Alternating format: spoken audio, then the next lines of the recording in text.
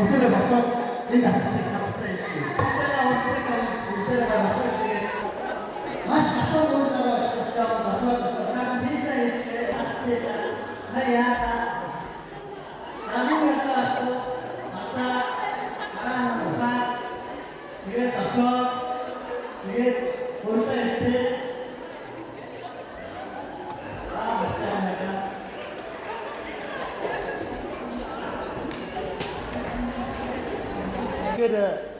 энэ танхим спортоор маш их зурагт юм байна. Яг тийм хайсны театрын зурагтай учраас тэгэхээр би бүтэн хоолойгоор хамгийн анхны өмнө хоолойны дуугаа бүтэн шидний. Тийм учраас та бүхэн илүү чимээгүй сонсох болж байна. Тэгээд хамгийн түрүүнд миний хэлэх санал бол өнөөдөр бид нар маш их мэдлэг мэдээллийг авсан ч гэсэн HR-ууд маань манлайлж хүмүүсээ манлайлж хөгжүүлдэг хүмүүс учраас яг энэ доктор анзаарч байгаа би 3 зүйлийг хэлье гэж бодож байна. Ер нь аливаа сургалт төвчлэгийг лаборатори гэж үздэг. Хэрвээ химийн туршилт хийж гаднаас хоошоо орж ирвэл тэр туршилт бүтлгүй болоод дэлбэрэлттэй адилхан энэ бүх хүмүүс ямар нэгэн зүйлийг сурах гад бүгд сэтгэл зүрхээ зориулаад сууж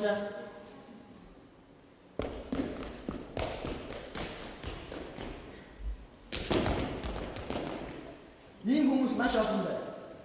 Миний хажуугаар өнгөрч байгаа би ясаа хамгийн анхаарал сууж байгаа. Миний хажуугаар өнгөрч байгаа 10 он дутмын 6 лабораторийн ханаа дороо дэвстэй бүгд байж бидний юм сурахаар байна юм уу?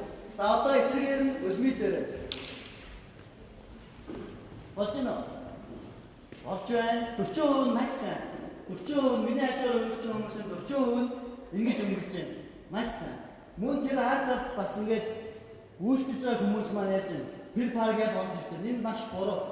Сургууль төгсөл явж байгаа үед хинч цаад болох хэрэггүй, хаалт төгсөжтэй лаборатори хэрэг зохих хэрэггүй гэсэн. Тэгвэл маш сайн үйл юм байна.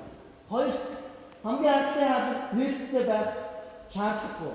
Яагаад гэвэл тэнд ямар нэгэн гэрэл орж ирээд тийшээ урсгал тэр нээлттэй хаалт чиглэлд байдаг учраас манай энэтэй нэг их бос явсан байна гэсэн үг шүү дээ. Энэ энергитэй холбоотой зүйл. Тийм учраас тэр автын хаалт байх хаалттай байх хэрэгтэй. Ямар ч сургалт хамт олон дээр ч вэ хаан ч вэ ер нь үүнийг ээж аваад бид нар маш сайн анзаарч байх хэрэгтэй. Ер нь хаан яг хаалт одоо хаагдчихлаа маш гоё. Бүтэн ингээд яг нэг тойрог ороод ирлээ гэсэн. Тэгэхгүй тэнд ямар нэгэн юм датаа байгаа учраас яг урсгал тийшээ чиглээд байна гэсэн. За ингээд энэ сургалтын дээрээс анзаарсан зүйлүүд маань энэ байна. Мөн миний сүүлийн үед компани дээр туршиж нэг 4 зүйлийг би хэлье гэж бодлоо. Сая үзүүлсэн зүйл бол манай компани цар бүр зохион байгуулалт үнэт зүйлийн өдөр гэдэг арга хэмжээ байгаа. Үнэт зүйлийн өдөр.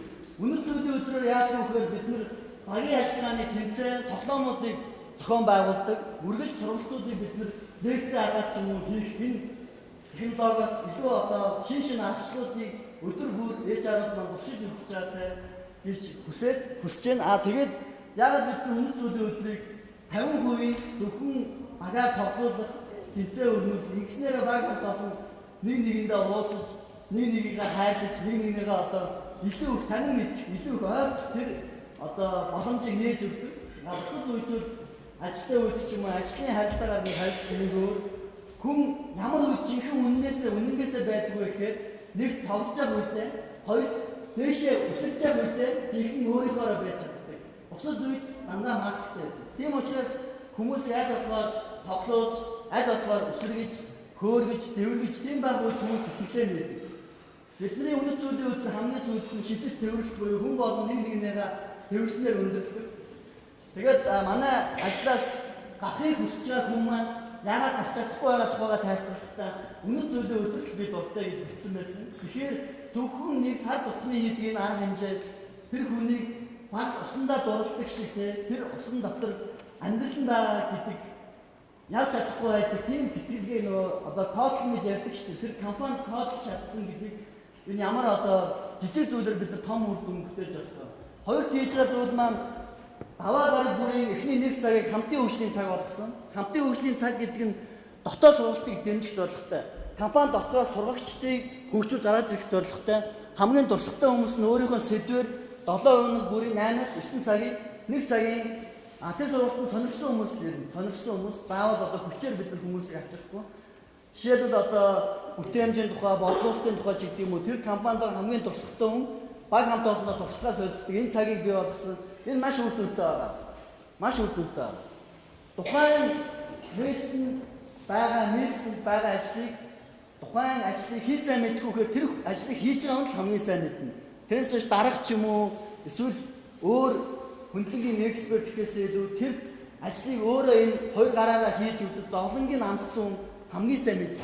Тэр хүн хамгийн бодиттой зүйлүүдийг ярьдаг. Тэгээд бидний өмнө нь хийжсэн сургалт төвчлөөс энэ даваа гарагийн хамтын хөгжлийн цаг маш үр дүн авчирж байгаа гэдгийг танарт бас дуулахад таатай байна. Гурав дахь юм бол бид нар коучинг систем гэдгийг компани дотор нь одооноос сургалт насан туршийн хөтөлбөр дотор нь нэвтрүүлж ирсэн. Энэ бол зөвхөн бид нар өөрсдөө санаачилж нэвтрүүлж байгаа зүйл. Шинээр орж байгаа багийн гишүүн тухайн хүнийг цааш нь чиглүүлээд зааварлаад нэг хүнийг заавал томилж өгч байгаа. 6 сарын турш тэр хүнээс тухайн мэдлэг, ур чадвар, ажлын байртай холбоотой, компанитай холбоотой бүх зүйлийг тэр хүн чиглүүлж өгч байгаа. Энэ бас маш үр дүнтэй байна. Маш үр дүнтэй байна. Тэгэхээр компани дотор ийм тухайн шинэ багийн гишүүн хэн нэгэн коуч буюу тэрийг ингэж дагалдуулж, дасгалжуулагч гэж бид нэрлэж байгаа юм да, дасгалжуулагч. Нөгөө шинэ гишүүнээ бид дасгалжигч гэж нэрлэж байгаа. Ингээд бид нар одоогоор нэг 2 сар гаруй хугацаанд туршиж үзэхэд судалгаагаар өмнө нь одоо засан зохицох хөтөлбөр донд маш олон алдаанууд гарч ирсэн бол ингээд нэг хүнд хариуцуулж өгсөн чинь маш эерэг үр дүнгууд гарсан. Бидний тооцоолоогүй төсөөлөг үр дүнгууд гарсан. Тийм учраас энэ хэсгээ бид үгнээд хэлэхэд бид нар үргэлж юм өөрсдөө шинэлэг байж тийм үү? Өөрсдөө хүнийг капитал болгох гэж хүмүүс шүү дээ бид нар тийм үү?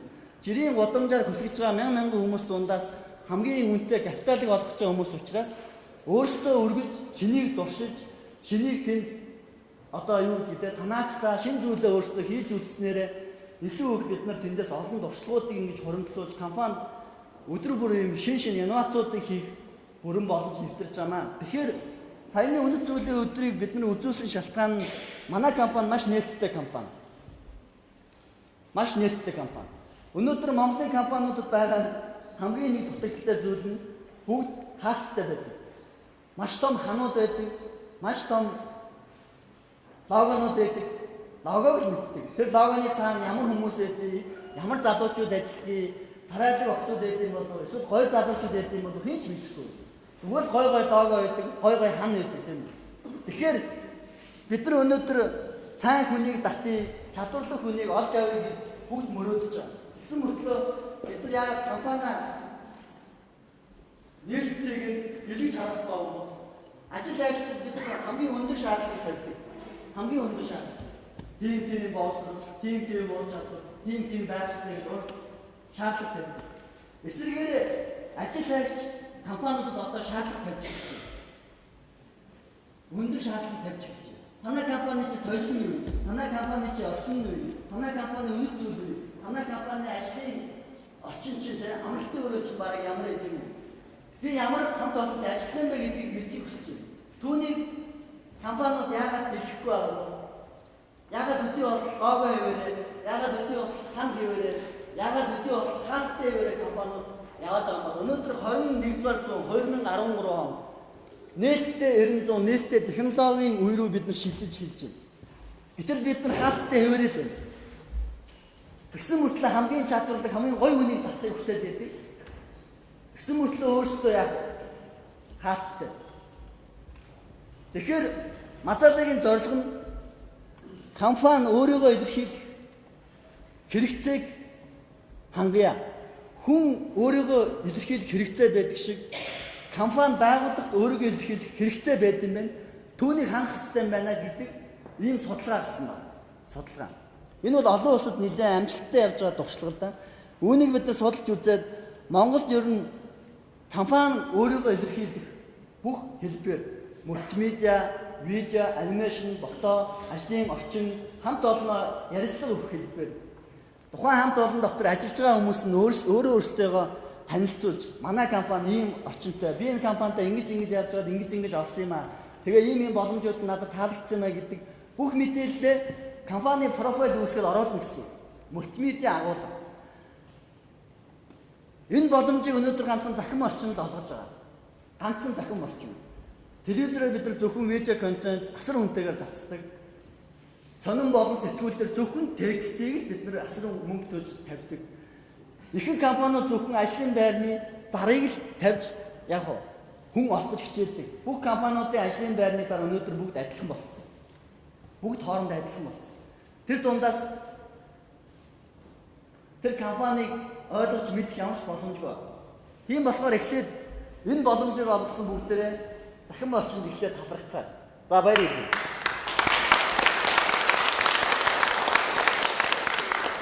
Захин орчин юугаараа өөр юм бэ гэхээр илүү визуал буюу хүнийг мэдээллийг богино хугацаанд их мэдээлэл авах боломжийг л олгож чадсан.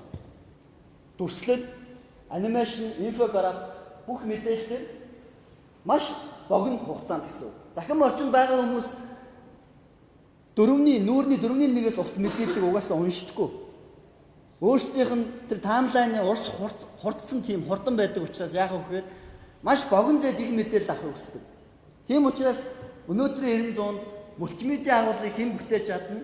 Тэр байгууллага өөрөөсөө гоё илэрхийлж чадна гэсэн. Дараагийн зүйл нь энэ дотор компаниуд өөрсдийнхөө нээлттэй ажлын байруудыг оруулах, мөн ажил хайгчид энэ дээр өөрсдийн профайл үүсгээд хүссэн компанийнхаа соёл орчинтой шууд танилцах боломжийг олгож байгаа. Тэр компани ороод нэг за юу ч нэг ажиллаад үзчихье. За юу ч бас нэг ороод үзчихье гэдэг нэг сохор хазаар одоо дуршдаг. Тэр орон зайг бид нар байхгүй болгож юм гэсэн. Тэр та нарын нөгөө нэг тэр хугацаанд зориулж байгаа өртгий чинь байхгүй болгож юм гэсэн. Хүн аль хэдийн компанид орохоос өмнө тухайн компанид ер нь ямар залуучууд ажиллах юм бол энэ хүмүүс нь ямар сэтгэгдтэй байд юм бол яг хаалгаар нь ороод очиод үүдэнд нь ямар буудан байд юм бол ажлын орчин ямар юм бол гэдгийг айл эрт компани сонголтоо хийхээс өмнө бүгдэнтэй танилцчихна гэсэн. За энэ дээр одоо жишээ компаниудын профайл тухайн компанийг төлөөлж байгаа нүүр цараа болж байгаа залуучуудыг бид нар гаргаж ирээсэй гэж компаниуд хүсэж байгаа. Хамгийн чадварлаг, хамгийн сайн, хамгийн хүчтэй байгаа залуучуудаараа нүүр цараа болгоосоо тийм үү? Personal branding-ийн эрен үе эхэлж шүү дээ. Бүгд л нуугдаад, бүгд л айгаад те. Нэг л ярьслага өгөхлөөр зөвхөн л нэг захирал гэдэг нэг том ийм Юли Цезар гарч ирээд ярьслага өгөх биш те. Үнэхээр гоё залуучууд нь тэнд өөртөө ихтэйгээр, өөртөө бардам хамт олноороо багтсан тэр ярьслагуудыг өгөөд түүгээрээ дамжуулж компанида илүү их одоо оног цуглуулаасаа гэж бид нар хүсэж байгаа. За нөгөө эсрэг талаас ажил хайгчдын үед энэ ажил олгогчдын үед боломж байгаа олгож байгаа боломж байгаа. Нөгөө талд нь ажил хайгчдын үед олгож байгаа боломж байгаа.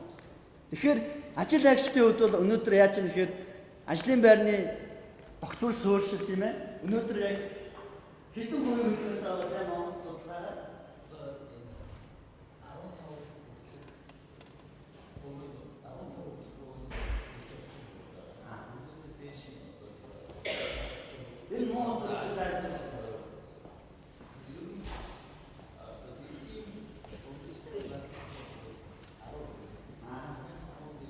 15% биш үү? Энэ маш муу зүйл байна. Маш муу байна. Ягаад гэхээр бид нар хэд хаалттай байна гэсэн үг. Хаалттай байна. Хөдөлгөөн нь 15%-аас дээшээ байна шүү дээ. Та нарын тэр болгонд бид нар зардал гарч байгаа шүү дээ. Ажлын байран дээр нэг хөдөлгөөн гарах болгонд бид нар тэр хүнд 3 сар ч юм уу 4 сар 5 сар хөрөнгө оруулалт хийсэн байгаа шүү дээ. Тэр ажил дээр байгаа хугацаа болгонд компаниас зардал гарч идэв. Тийм учраас тэр зардлаа хэмнээч л гэж байгаа. Тэр өргүү зардлыг бүгдээрээ хэмнэцгээе. Илүү оновчтой сонголт хийхэд тусалцгаая. Илүү нээлттэй болцгоё. Нээлттэй болсноороо тухайн хүн өөрийнхөө мөрөөдчихсэн компаниг хурдан олоосоо. А тэгэхгүй над шиг одоо мэдээлэл технологийн 90-100-ны бус үед амьдарч байсан хүн шиг тийм үү?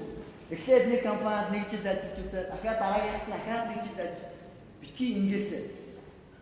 Яг л оновчтой сонголтыг хосууд тийм үү? Яг зөв учраас. Тийм учраас бид нар компаниуд болон чадварлаг мэргэжлүүдийг холбох хамгийн сайн гүүрэн бай. Тэгээд Мазалагийн боршуу тараагдсан байгаа. Мазалаа бизнесээр өнөөдөр Монголын хамгийн шилдэг 16 компани өнөөдрийн байдлаар гэрээгээд нэгтсэн байгаа.